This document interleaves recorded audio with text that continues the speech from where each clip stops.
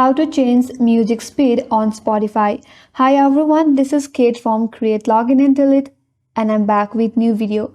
Now without any further delay, let's get started with this video. First of all, launch the Spotify application in your device. After that, select a song that you like to play. But unfortunately, there is no any option in Spotify to change the music speed. In Spotify, you will be only be able to change the speed if you listen to any podcast in Spotify. For example, I have this podcast right here. Now, after you open up the podcast to change the speed, there next to play icon, there you'll have an option to change the speed with 1x. If you tap on it, now you can change the speed with the help of this slider right here. So this is the only way to change speed on Spotify. You will be only be able to change the podcast speed, not the music speed.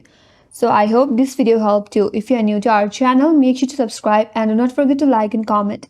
Thanks for watching and stay tuned for more upcoming videos.